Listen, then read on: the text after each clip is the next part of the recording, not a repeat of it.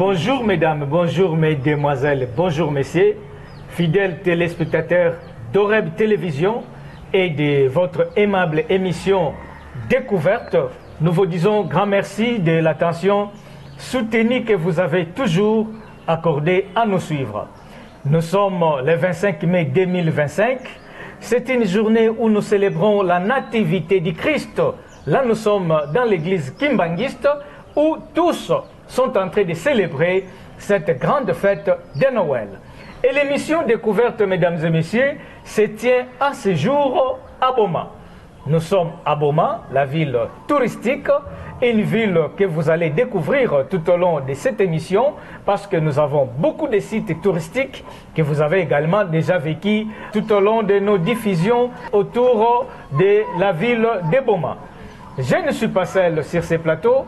Je viens d'être reçu par une grande autorité municipale. Elle va se présenter, elle va nous dire ce qu'elle est et nous allons tous aborder beaucoup de sujets liés à Boma et surtout à sa municipalité. Bonjour docteur. Bonjour papa journaliste, merci. Nous sommes très joyeux que nous soyons reçus chez vous dans votre résidence. Merci beaucoup pour l'accueil. Et vous pouvez d'abord vous présenter pour que les gens sachent de qui s'agit-il. Ok. Merci beaucoup de m'avoir accordé la parole. Je suis docteur Bobette, bourgmestre de la commune d'Nzadi, l'une des communes dans la ville de Boma, située dans la province du Congo central et puis toujours dans notre nation qui est la nation congolaise. Merci beaucoup, Maman bourgmestre.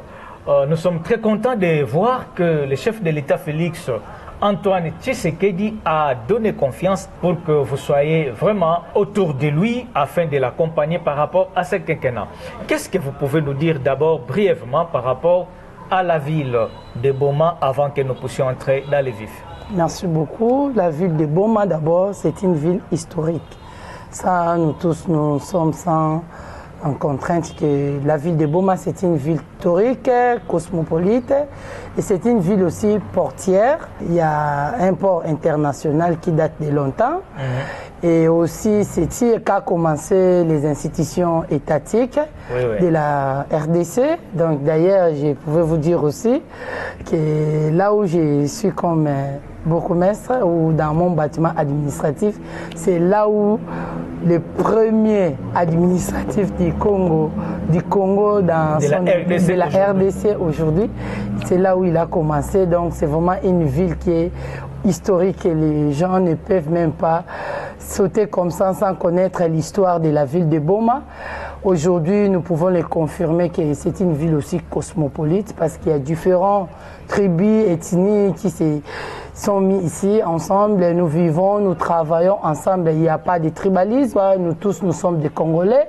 Il y a même aussi des expatriés, surtout dans ma juridiction que je gère. Il y a des expatriés, entre autres les Libanais, les Indiens, les Sud-Africains, excusez, il y a aussi des Camerounais. Beaucoup de Camerounais sont ici pour les études à notre université, l'université de Kasavubu, IKV en sigle. Donc c'est là où on peut aussi dire que vraiment on doit confirmer que la ville de Boma, c'est une ville cosmopolite. Mesdames et messieurs, c'est une joie de comprendre et de découvrir une partie de l'histoire de Boma. Nous allons y revenir dans nos prochaines émissions. Mais ce que je retiens que la ville de Boma, elle est cosmopolite.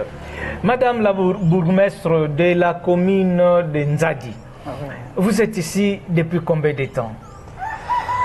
Oui, ça fait déjà 29 mois depuis que nous sommes ici. Nous étions nommés par l'ordonnance présidentielle, par notre président et garant de la nation, son Excellence Félix Antoine Tshisekedi Tshilombo, qui a une bonne vision pour le développement de notre pays dans son intégrité et aussi qui a valorisé le genre grâce à son choix et puis à cette confiance qu'il nous a dotée.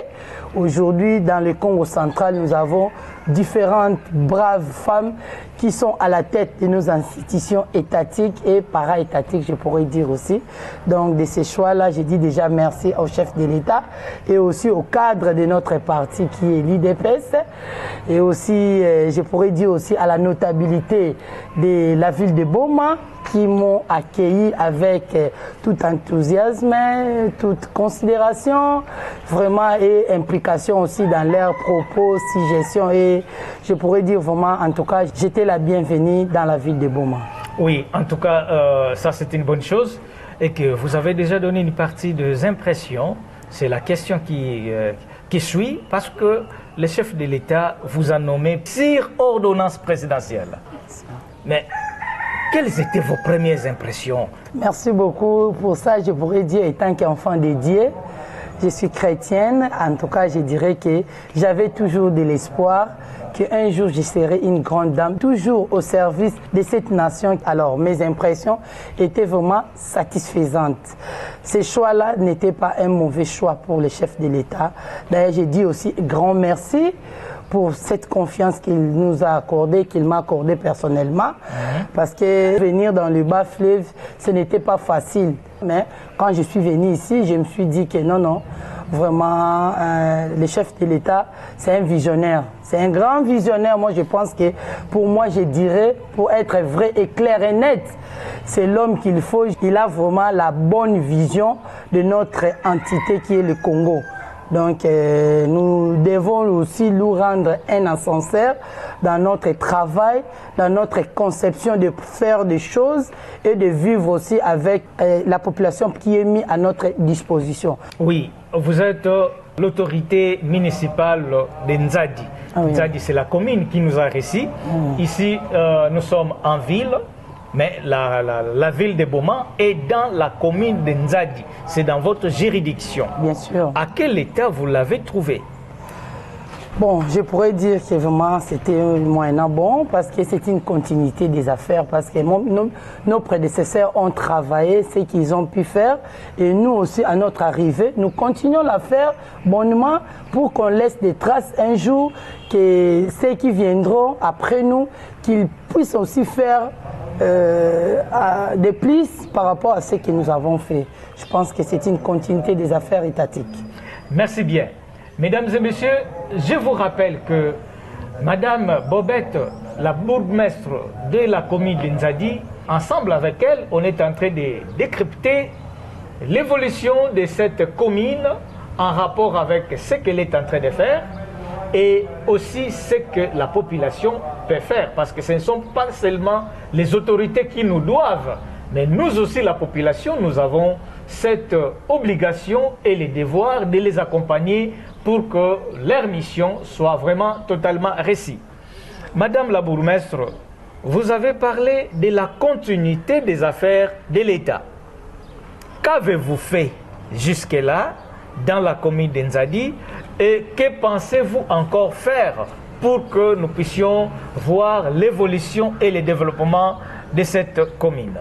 Merci beaucoup, papa journaliste, pour cette question. Je pense que c'est une question pertinente parce que tout le monde attend pour voir ou encore écouter ce qu'on a pu faire depuis notre nomination jusqu'à nos jours.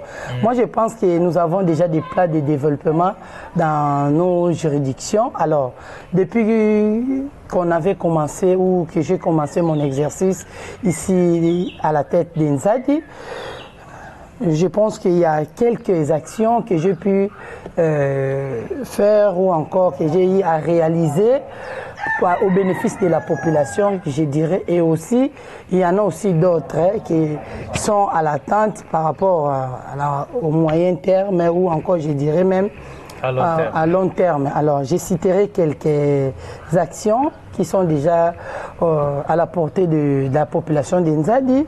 Depuis mon arrivée ici à la tête de la commune d'Nzadi, j'ai pu électrifier le bâtiment administratif. J'ai pu réhabiliter les bâtiments communaux aussi toujours d'Nzadi. J'ai créé des bornes, des fontaines à Malombo, toujours dans la commune, vers un quartier qu'on appelle quartier Kikuku, précisément dans le lotissement Malombo. J'ai pu aussi construire les bureaux du quartier administratif du quartier Vwangu. J'ai eu aussi à réhabiliter cette résidence que vous voyez, que je suis bénéficiaire et qu'après moi aussi, il y aura un bénéficiaire qui viendra. Il n'y aura pas que la commune puisse payer la garantie ou encore les loyers pour les bourgmestres. Là, c'est déjà arrangé. Je pense que c'est vraiment un grand tour aussi pour ça. J'ai pu aussi poser différents dallos qui facilitent le passage de véhicules et aussi de piétons, tronçons Koditra, Kwangilalele, et il y a aussi tronçons Soficom, Kwangilalele, donc des tronçons qu'on a pu faire aussi des dallos. J'ai eu aussi à doter 3000 trompettes pour que les gens de ma juridiction, entre autres que j'appelle mes administrés, se servent en cas d'insécurité pour alerter entre eux ou encore informer à l'autorité en cas de la présence des inciviques ou encore de hors-la-loi. Je pense que il s'en sert déjà parce qu'on a eu des bons résultats par rapport à ces trompettes-là. Nous avons eu aussi ensemble avec la brigade d'assainissement que j'ai pu créer à la commune de Nzadi, à déboucher quelques grands caniveaux qui étaient bouchés et qui favorisaient ou occasionnaient les inondations au centre-ville. Ah bon? Oui, oui, vraiment, ça nous aide. Ces derniers temps, il n'y a pas vraiment assez d'inondations parce qu'on a pu déboucher 3 ou 4 grandes artères qui ont des grands caniveaux, qui facilitent un peu des eaux qui proviennent du centre-ville à partir de la cathédrale, qui descendent vers le port en prenant la direction de la route jusqu'à l'Est-GIA et puis ça traverse le port jusqu'au fleuve. Il y a aussi une autre partie de la société TRC qu'on débouche jusqu'à présent. Ça fait déjà 3 semaines depuis qu'on a commencé ce travail, qui va déverser de l'eau jusqu'à la rivière Kalamu et non loin à la confluent ou affluent jusqu'au fleuve toujours. Il y en a aussi un grand caniveau qui nous reste vers l'Ogefrem. C'est là où on va entamer pendant la saison sèche pour mettre un peu notre population dans la tranquillité et dans la bonne condition de vie et laisser aussi ceux qui œuvrent par rapport à leurs activités commerciales au centre-ville de respirer un bon air. Voilà un peu ce que nous avons fait. Et aussi, j'allais oublier, nous avons aussi eu à doter, toujours la commune d'Nzadi que je gère, 65 tuyaux à grande dimension pour aider ou faciliter l'approvisionnement en eau dans le quartier Kikuku vers Saïko, qui pose un peu de problème pour la montée de l'eau. Alors, quand nous avons eu à discuter avec la régie des eaux, ils nous ont imposé un devis. C'est déjà fait au début. Nous pensons ajouter quelque chose pour que ces gens-là bénéficient de la qualité de l'eau.